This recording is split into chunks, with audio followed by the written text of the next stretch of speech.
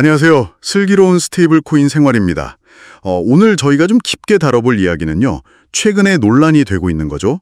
바로 원화 기반 스테이블 코인 이야기입니다. 네, 안녕하세요. 특히 이게 감시 도구 아니냐 이런 의문들이 많이 제기되고 있죠. 맞아요. 어떤 유튜버 분이 정부가 이 스테이블 코인을 이용해서 모든 거래를 감시하고 추적하려 한다. 이런 주장을 하시면서 논란이 확 커졌어요. 그렇죠. 암호화폐 하면 보통 탈중앙성, 그러니까 특정 기관의 통제 없이 움직이는 걸 생각하는데 이건 좀 거리가 멀다는 비판인 거죠. 네.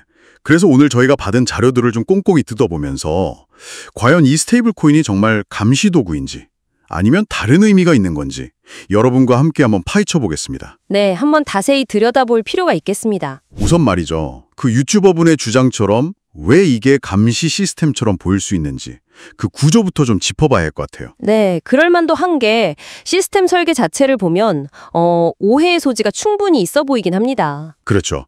일단 시작부터 실명 인증이 필수라고 하고요. 네, 맞아요. 그리고 특정 거래 패턴, 예를 들어 좀 의심스러운 거래가 포착되면 금융정보분석원, FIU라고 하죠. 거기에 자동으로 보고가 된다고 하고요. 심지어 금융감독원도 관련 데이터를 들여다볼 수 있다면서요? 네, 그렇다고 알려져 있습니다. 그러니까 겉으로 드러난 구조만 보면 이거 완전 다 들여다보는 거 아니야? 이런 생각을 할 수 있다는 거죠. 충분히 그렇게 느껴질 수 있겠네요. 네. 근데 여기서 좀 흥미로운 지점은 우리가 왜 이걸 보자마자 감시나 통제라는 단어를 먼저 떠올리게 되느냐는 거예요. 오늘 살펴볼 자료들은 바로 이 질문에서부터 시작을 합니다.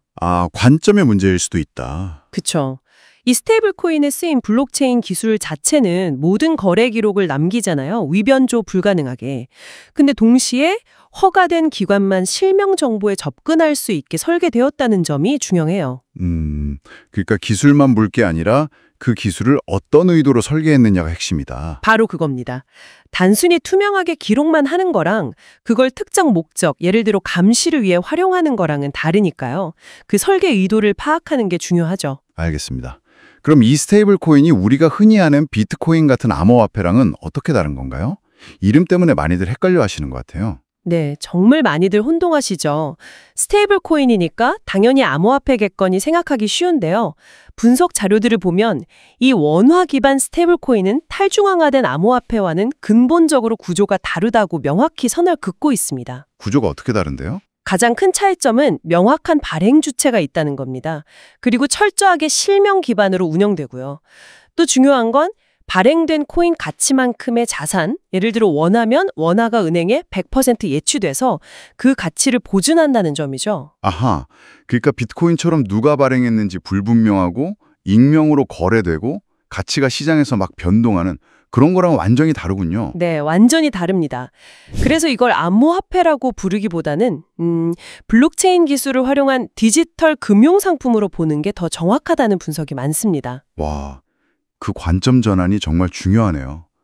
디지털 금융상품이다. 네, 그렇게 보면 기존 금융 시스템처럼 어느 정도 규제와 감독의 틀 안에 들어오는 게 오히려 자연스러울 수 있다는 설명이 가능해지는 거죠. 그렇군요. 탈중앙성을 기대했던 시각과는 완전히 다른 조건이네요. 맞습니다. 애초에 삶의 철학 자체가 다르다고 볼 수 있는 거죠. 그럼 다시 감시나 추적 이야기로 돌아와서요. 사실 이런 기능이 스테이블 코인에만 특별히 있는 건 아니잖아요. 그렇죠. 그 점을 자료들도 강조하고 있습니다. 우리가 이미 사용하고 있는 금융 시스템 안에도 사실은 굉장히 강력한 모니터링 체계가 이미 갖춰져 있거든요. 예를 들면 어떤 것들이 있을까요? 당장 1,000만 원 이상 현금 입출금하면 FIU에 자동으로 보고되잖아요. 맞아요.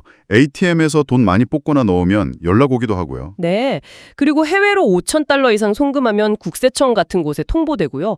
또 신용카드 쓰다 보면 갑자기 평소랑 다른 패턴으로 결제하면 AI가 알아서 딱 정지시키기도 하죠. 네, 그런 경험 있죠. 그리고 은행 가서 상품 가입하려면 신분증 내고 서류 쓰고 하는 거 그게 다 KYC 고객 확인 절차고 AML 자금 세탁 방지 절차잖아요. 맞습니다. 이미 우리는 그런 시스템 안에서 금융거래를 하고 있는 거죠. 근데 이걸 스테이블 코인에 적용한다고 하니까 유독 더 감시처럼 느껴지는 경향이 있는 것 같아요. 익숙하지 않아서 그럴 수도 있겠네요. 네. 그리고 여기서 중요한 포인트가 하나 더 있습니다. 이게 단순히 거래를 들여다보는 모니터링을 넘어서는 기능까지 포함한다는 건데요. 넘어선다는 건 어떤 의미죠? 바로 문제가 발생했을 때 그 자금 흐름을 추적하고 심지어는 회수할 가능성까지 염두에 둔 시스템 시스템이라는 점입니다. 아, 회수까지고? 그게 가능한가요? 블록체인에서? 기술적으로는 가능하게 설계할 수 있다는 거죠. 예를 들어 자료에서 든 보이스피싱 사례처럼요. 만약 피해자가 스테이블 코인으로 사기를 당했다면 그 코인의 이동 경로를 추적해서 범인의 계좌를 동결하거나 법적 절차를 통해 회수를 시도해 볼 수 있는 길을 열어두는 겁니다. 와, 이건 기존 암호화폐랑은 정말 다른데요. 비트코인 잘못 보내면 그냥 끝이잖아요. 그렇죠. 그래서 이런 추적과 회수 가능성이야말로 건강한 금융 시스템을 유지하는 데 아주 중요한 기능이라는 겁니다. 스테이블 코인도 바로 이런 책임성의 원칙을 디지털 환경에서 구현하려는 시도라고 분석하는 거죠. 책임성이라는 키워드가 중요하군요. 감시가 아니라. 네, 많은 분들이 블록체인은 익명성이 생명 아니야 이렇게 생각하시지만 적어도 이 원화 스테이블 코인의 설계 철학은 그 반대에 가깝다고 자료들은 이야기합니다. 반대라면 구체적으로 어떤 거죠? 실명 등록을 요구하고 모든 거래 기록을 투명하게 남기고 그리고 유사시에 추적과 회수 가능성까지 열어두는 것.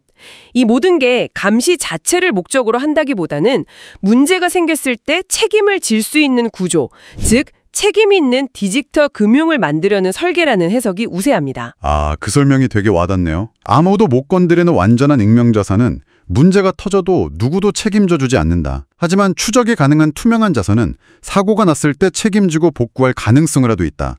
스테이블 코인은 후자를 지향한다는 거군요. 네, 바로 그 관점입니다. 이걸 이해하는 게 이 논란을 보는 핵심적인 시각인 것 같아요. 그렇다면 결국 이 시스템을 어떻게 바라볼 것인가의 문제로 귀결되는 거네요? 맞습니다. 분석 자료들을 종합해보면 이 원화 스테이블 코인은 완전한 익명성이나 통제받지 않는 자유보다는 투명성과 책임성을 더 중요하게 생각하는 금융 플랫폼을 지향한다고 볼 수 있습니다. 그러니까 소비자 보호나 법적인 책임을 다하면서 제도권 안에서 안정적으로 운영되는 것을 목표로 한다. 그렇죠. 블록체인이라는 새로운 기술을 도입하긴 했지만 그 정신이나 철학은 탈중앙성보다는 기존 금융 시스템이 오랫동안 쌓아온 신뢰와 책임의 구조를 디지털 환경에 맞게 이식하려는 노력에 더 가깝다고 해석할 수 있겠습니다. 네, 오늘 이렇게 쭉 이야기를 나눠보니 스테이블 코인의 추적 기능 같은 것들이 처음에는 좀 불편하고 어쩌면 감시처럼 느껴질 수도 있겠다는 생각도 들어요. 네, 충분히 그럴 수 있습니다. 하지만 이게 단순히 우리를 통제하려는 감시망이라기보다는 오히려 금융 시스템의 안정성과 사용자의 자산을 보호하기 위한 뭐랄까 책임 있는 금융 시스템을 구축하기 위한 기반이라는 시각도 있다는 걸 알게 됐습니다. 네, 양쪽 측면을 다 고려해 볼 필요가 있는 거죠. 그렇죠. 이런 배경을 여러분께서도 미리 좀 이해하고 계신다면 나중에 스테이블 코인이 우리 생활에 더 깊숙이 들어왔을 때 훨씬 더 현명하게 판단하고 활용하실 수 있지 않을까 싶습니다. 네, 도움이 되셨으면 좋겠습니다. 자, 그럼 마지막으로 여기서 한 걸음 더 나아가서 이런 질문을 한번 던져보고 싶습니다. 스테이블 코인이 이렇게 기존 금융의 규칙, 예를 들면 규제나 책임 같은 것들과 블록체인이라는 신기술의 장점을 결합하는 형태로 발전한다면요. 이게 단순히 편리한 지급결제 수단을 넘어서 우리가 지금은 상상하지 못하는 어떤 완전히 새로운 금융의 기회를 열어줄 가능성이 있을까요? 흥미로운 질문이네요. 가능성은 충분히 있겠죠. 예측하기는 어렵지만요. 아니면 혹시 기술과 제도가 이렇게 결합하면서 우리가 예상치 못했던 또 다른 종류의 위험, 예를 들어 더 교묘한 형태의 통제나 새로운 금융 리스크 같은 것을 만들어낼 수도 있지 않을까요?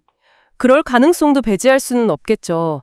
늘 새로운 기술에는 기회와 위험이 공존하니까요. 네, 이 질문에 대한 정답은 아직 없는 것 같습니다. 여러분께서도 한번 각자 생각해 보시면 좋을 것 같네요. 오늘 슬기로운 스테이블 코인 생활은 여기서 마무리하겠습니다. 감사합니다. 네, 감사합니다.